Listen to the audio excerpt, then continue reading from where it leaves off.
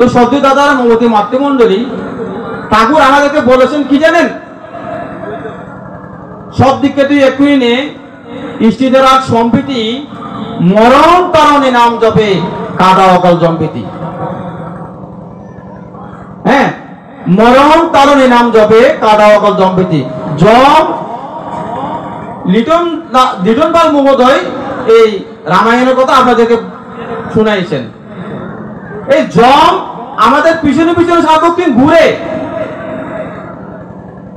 হ্যাঁ, আমাদেরকে আক্রমণ করবে বলে গ্রহ আছে না, আমরা গ্রহ বুঝে দিই, গ্রহ বাড়িতে না, গ্রহগুলি আমাদের সাথে সার্বক্ষণিক চলাফেরা করে ঘুরে, কিন্তু নামটা ধরা থাকলে না গ্রহগুলি আমাদেরকে স্পষ্ট করতে পারে না।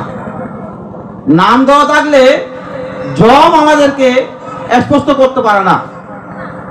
সেই জন্য ঠাকুর বলছেন, উষয় নিশায় মন্ত্র সাধন চলায় ফিরায় জপ, যথা সময়ে ইষ্ট নির্দেশ মুক্ত করায় তপ।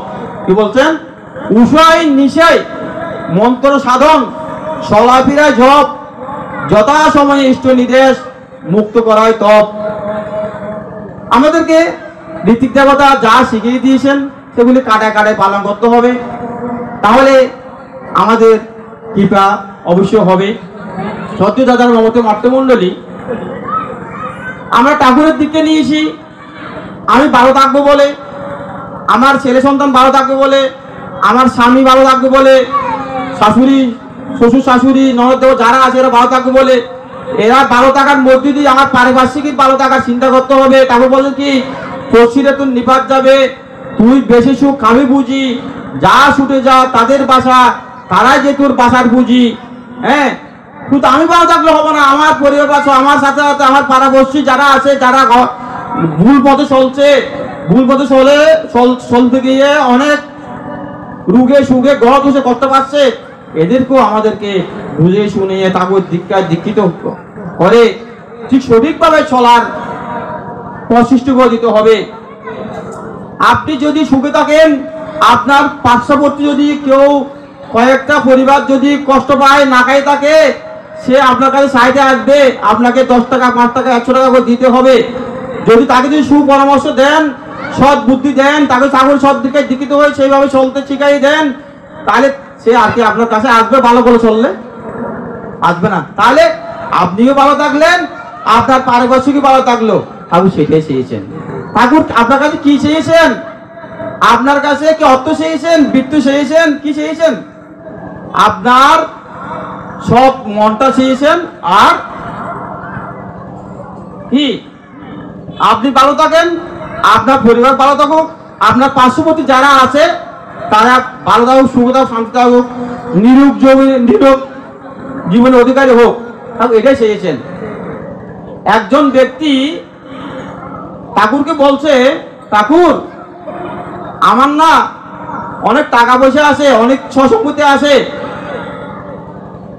আপনার যদি কখনো কিছু প্রয়োজন হয় আপনি বলবেন। হ্যাঁ, তখন ঠাকুর তাকে বলছেন, তুই মাঝে মাঝে আমাকে চিঠি লিখিস, চিঠিতে তুই কেমন আছিস, তোর পরিবার কেমন আছে, এগুলি আমাকে জানাস। এগুলি যদি তুই মাঝে মাঝে জানাস, আমি ভালো থাকবো, নিশ্চিন্তে থাকবো। এটাই আমার তোদের কাছে চাওয়া পাওয়া। আমাকে ঠাকুর কি চাচ্ছে, আমি কিভাবে ভালো আছি, আমার স্ত্রীর পুত্র যারা তারা কিভাবে ভালো আছে, আমার ছেলে সন্তান কিভাবে ভালো আছে, আমার পারিপার্শ্বিক কিভাবে সুখী শান্তিতে আছে, এটাই ঠাকুর জানতে চেয়েছেন। ঠাকুরের কাছে অর্থ বৃত্ত এগুলির কোনো প্রয়োজন নেই। একদিন আরেকটা ঘটনা বলে শেষ করছি। আমার ঋত্বিক দেবতা আছে, ওনারা অনেক কিছু বলবেন। একদিন এক দাদা গেলেন ঠাকুরের কাছে, তার স্ত্রীর অসুখ। একজন দাদা বলে পাঠাইছেন তাকে। তখন তিনি ঠাকুরের কাছে গেলেন কথাটা নিবেদন করার জন্য।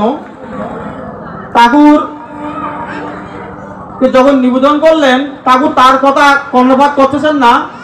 ঠাকুর বলছেন কি জানেন, আমাকে একটা লোহার আলমারি দিতে পারিস? কি বলছেন? লোহার আলমারি। কিন্তু একটু আগে একজন দাদা তাকে বললেন ঠাকুরের কাছে গেলে অনেক কিছু সমাধান পাওয়া যায়, ঠাকুর কিছু চায় না। কি বলছেন? ঠাকুর কিছু চায় না, ঠাকুর কি চাওয়া বাবা নাই, তুই কেমন ভালো আছিস সুখ আছে এটাই ঠাকুর চাই।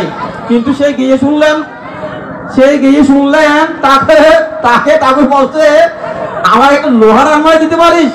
এবং তার মনে বাংতি ঢুকে গেল, একটু আগে শুনলাম তার কারো চাওয়া বাবা নাই, আর সে আমার কাছে আসছে একটা লোহার আলমারি, বন্ধ। তখন চলে গেলেন কিছু না বলে। চলে যাওয়ার পর ঘরে গিয়ে দেখলেন না, রোগটা আরো বৃদ্ধি পাচ্ছে, আরো হচ্ছে একেবারে সময় শেষ হয়ে যাচ্ছে। তখন কাউকে বলছে, ঠাকুরকে এরকম বলছিল, পাঠাইছিল আমাকে ঠাকুরকে যাওয়ার জন্য, কি ঠাকুর আমাকে একটা লোহার আলমারি সে বসলো। তাই নাকি তাই তুই সেটা কিছু বলিসনি? কথা না, আমি রাগ করে চলে এসেছি। যা যা যা, এমনি চায়নি, ঠাকুরের কাছে কি আলমারি নেই? সে এমনি চায়নি, কোনো কারণে চেয়েছে। তুই তাড়াতাড়ি গিয়ে ঠাকুরকে বল আলমারি দিবি বলে। তখন ঠাকুরের কাছে সামনে গেছে, যাওয়ার পরে ঠাকুরকে কথাটা নিবেদন করছে। করার পর ঠাকুর বলতেছেন, ঠাকুর আপনি লোহার আলমারি চেয়েছিলেন, আমি আলমারিটা দেওয়ার জন্য মনস্থির করেছি, দেওয়ার জন্য আসছি। আলমারি, লোহার আলমারি আমি কি করব? ঠাকুর এখন বলছে উল্টা, লোহার আলমারি আমি কি করব? আমার ঘরে কি আলমারির অভাব আছে? আমার ঘরে কি আলমারির অভাব আছে? আমি লোহার আলমারি দিয়ে কি করব? তুই তাড়াতাড়ি তোর ঘরে চলে যা, তোর স্ত্রীর অবস্থা ভালো নয়, সে সময় শেষ হয়ে যাচ্ছে, তাড়াতাড়ি চলে যা। দেখেন, ঠাকুর একটু আগে তার কাছে লোহার আলমারি চেয়েছেন, কিন্তু পরেক্ষণে আবার বলতেছেন আমার কি লোহার আলমারির অভাব আছে? আমার ঘরে গিয়ে অনেক তুরটা রাখবো কোথায়? তাড়াতাড়ি চলে যা, তোর ঘর, তোর স্ত্রীর সময় খুব খারাপ, সময় শেষ হয়ে যাচ্ছে। আসলে তার ছিল মৃত্যু ফাড়া, তার ওই দাদার স্ত্রী ছিল মৃত্যুর ফাড়া, তিনি মারা যাবেন। ওই লোহার আলমারিটা ঠাকুর চেয়েছিলেন তার স্ত্রীকে বাঁচানোর জন্য। আপনারা যারা আশ্চর্য, তারা ত্রিভুজীগণে যদি ওরকম কোন গরদোষ থাকে, মৃত্যু ফাড়া থাকে, তখন বলে লোহাদান, আশ্চর্যকে লোহাদান করার জন্য, আশ্চর্যকে লোহাদান করার জন্য বলেন। আর ঠাকুর তো সেই আশ্চর্য যার পড়ার কোনো আশ্চর্য থাকে না, সেই আশ্চর্য তার তিনি একটা লোহার আলমারি চেয়েছিলেন তার স্ত্রীকে বাঁচানোর জন্য, সে যায়নি। পরক্ষণে যাওয়ার জন্য সম্মতি, তখন তার স্ত্রীর সময় পায় শেষের দিকে, তখন আর কাজে আসবে না, তখন ঠাকুর আর নিলেন না। তো সদ্য দাদার মমতি মাতৃমণ্ডলী ঠাকুরের লীলায়িত জীবনে অনেক সময় অনেকের কাছে অনেক বড় দর্শন দিয়েছেন, অনেকে বুঝেছেন, অনেকে বুঝেন নাই, অবহেলা করেছেন। তো এই জন্য বলছি, আপনারা যারা এখনো পর্যন্ত সাগরের সব দিকে দীক্ষিত হননি, দিকে গ্রহণ করেননি, সকলে সব দিকে দীক্ষিত হন, আপনার ছেলে মেয়েদেরকে দীক্ষিত করান এবং ঠিকভাবে সুন্দরভাবে চলার পথ সৃষ্টি করেছেন। আপনি ভালো থাকুন, আপনার পরিবার ভালো থাকুন, ঠাকুর চেয়েছেন শুধু এটাই, আপনি ভালো থাকুন, আপনার পরিবার ভালো থাকুক, আপনার পারিপার্শ্বিক ভালো থাকুক, সুন্দর থাকুক, এটাই ঠাকুর চাওয়া পাওয়া। তো সকলের কাছে, পরম পিতার কাছে এই প্রার্থনা নিবেদন করছি, আপনারা সকলে ভালো থাকুন, মঙ্গলের অধিকারী হন, শোকসুরি গ্রামের মঙ্গলময় হোক। এবং আজকের যিনি আয়োজক ষষ্ঠী বদলে সদ্দেব স্বপন্দর মহোদয় এবং তাছাড়া যারা সার্বিক সহযোগী করছেন, দুর্গাপুজো উদযাপন পরিষদ, তরুণ সংঘ, তাদের সকলের মঙ্গল প্রার্থনা হচ্ছে পরমেশ্বর শিশু মানে সকলে মঙ্গল অধিকার হন। পরবর্তী যে অনুষ্ঠানগুলি রয়েছে সেগুলি আছে অনুষ্ঠান সুসম্পন্নভাবে চলে, তার জন্য পরবিতার প্রার্থনা সকলকে আছে। জয়গুরু।